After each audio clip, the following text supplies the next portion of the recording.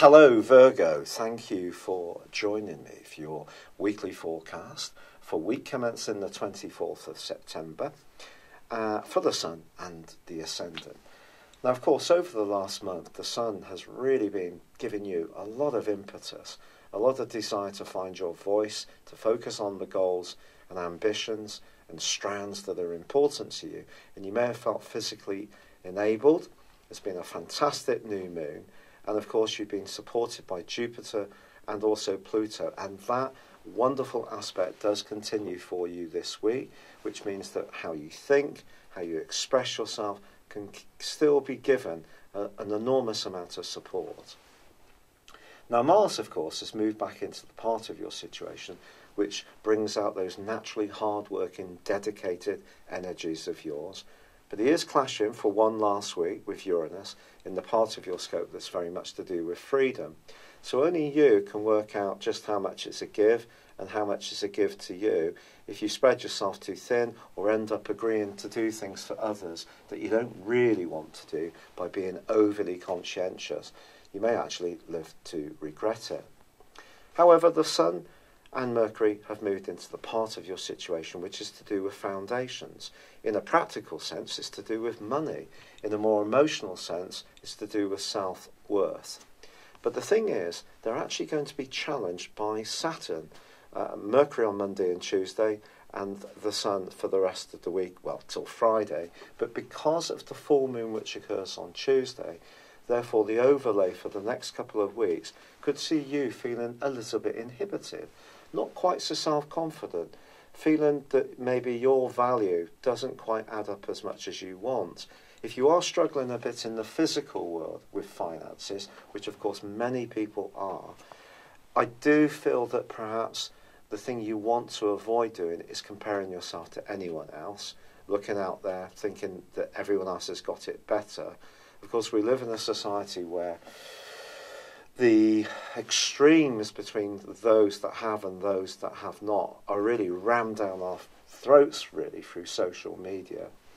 But try to cocoon yourself a little way, protect yourself. If there is something you're developing that has got worth but isn't quite where you want it to be, you're not earning as much money as you would like, just conserve your resources, try to keep the balance and the sensibility, which is so key to your sign.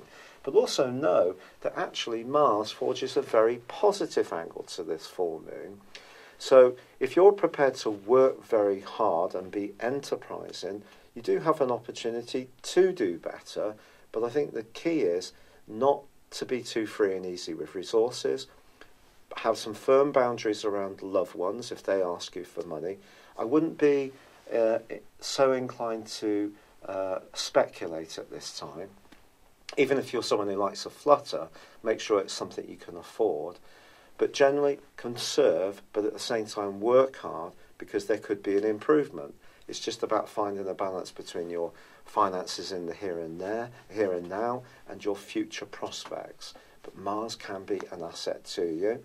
Of course, as I said, he is squaring up to Uranus for the rest of this week, so you don't want to be agreeing to do anything that will cramp your style or your freedom too much. But by the end of this week, with Jupiter and Pluto still forging that gorgeous angle, you know you can woe people. This is probably a time when you may doubt one or two things about your situation, yourself, even your love life, quite frankly.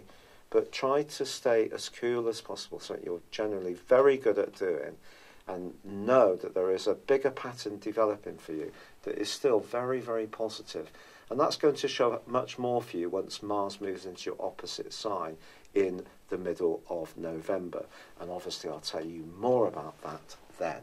But for now, good luck. I'd love it if you would like or comment on this video. Or if you've yet to do so, please do subscribe to my channel. Thank you.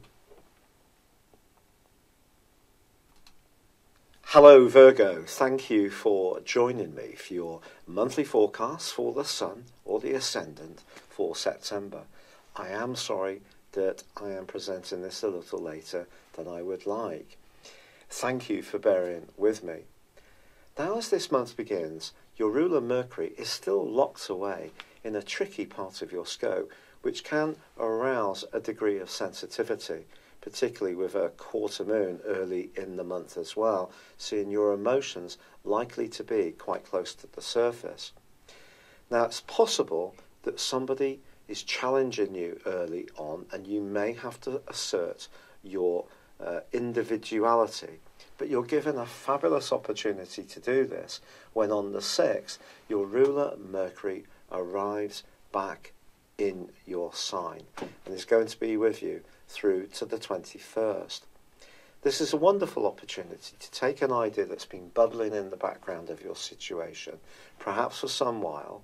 Perhaps there's been a sense of drift or feeling that things weren't flowing as quickly as you would like. Of course, some of the retrogrades may have had some bearing on this, it's true, and Mercury retrograde in particular.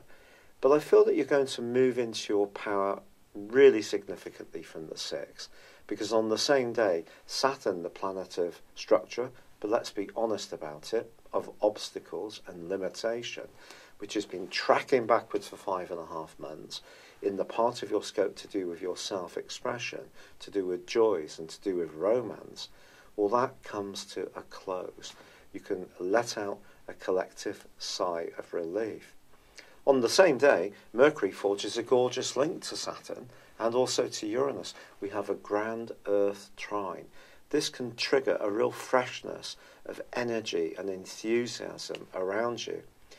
Your sign is very much known for supporting and helping others, but I think this is your opportunity to really focus on what's important to you. Now, it is true to say as well that Venus, the planet of love, is going to be moving out of your sector of resources, where it's still supporting you in the first week of this month, and on the 9th moves into Scorpio.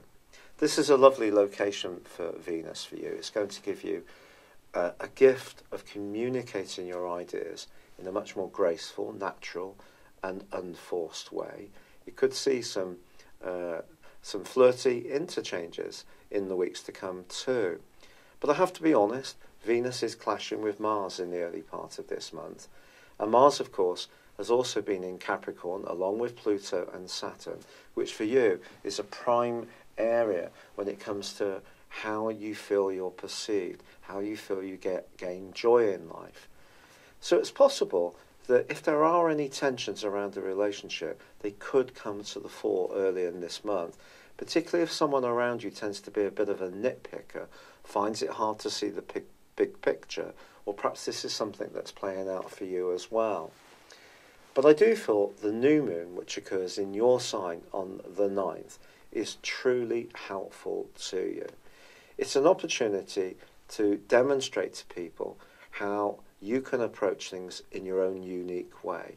This would be an ideal time, for example, to give yourself a glamorous new makeover, to start a new project, or it could be to re-energise something that's been ongoing for some while that perhaps has lost a little bit of momentum. Now, it is true to say also that Mars does shift back into the sign of Aquarius on the 12th. There's been a month's hiatus when it reversed back into the sign of Capricorn. And of course, Mars itself went through a 4-month retrograde too. But moving back into the sign of Aquarius for you can be very positive in terms of giving you much more neat desire to work hard, to be physically active, to get stuck in, and to achieve tangible results. But of course, Uranus and Mars have been clashing off and on since the 2nd week of May. And that can happen again from the 11th through to the 24th of this month. How you deal with this, I feel, is very much to do with how much impatience or desire you have to shake up your world and be much more spontaneous. Now, that can be a bit counterintuitive to you because you don't usually do anything without thinking very carefully about the consequences. But Mars could make you a bit more impulsive in its right angle with Uranus, especially if you feel that other people are taking you for granted. And there may be part of you that does need to speak out in a more frank and authentic way. But once you get through this, Venus actually goes on to forge a very positive angle to Saturn. So the people that you can communicate well with at the heart of this month are going to start to emerge for you. And also Jupiter and Pluto continue to forge for 3 weeks this month, a sensational link. So if there is a strand that's working well, a relationship that's developing, it doesn't have to be of a romantic context, but any relationship where you feel you can communicate well, your voice is heard, you can be your natural self, be humorous, fun to be with, and also entertaining even, but something important could change through the auspices of Jupiter and Pluto, which can be very fortunate in this particular association. But then on the 22nd and also the 23rd, Mercury, followed by the Sun, relocate into the sign of Libra, the subsequent sign to yours. This is very much about money and resources. The 24th sees a full moon, which of course occurs in the sign of Aries. But this is going to be angling in a right angle to Saturn. Saturn, remember, is in that sector of self-expression. And the Sun now moving into the second house, and the moon in Aries is in your 8th house. I think it's possible that when it comes to a very close involvement, especially of a romantic kind, if there's something that just isn't working and you're not getting any sense of satisfaction or enrichment from it, the following 2 weeks are going to be a time when you need to think carefully. If, on the other hand, things are going really positively for you, which I hope they are, there's every chance that that angle between Jupiter and Pluto is triggering something which can see you putting more and more solid foundations down.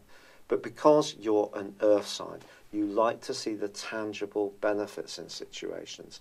And if something does seem a bit airy-fairy, or it's all talk and no action, this is where I feel Saturn's angle to that full moon is going to see you having very serious food for thought. It's been a real pleasure being with you, Virgo. I'm sorry that my energy is still pretty low. I'm so grateful for all the kind messages, suggestions and support that you've given me through my rheumatoid arthritis.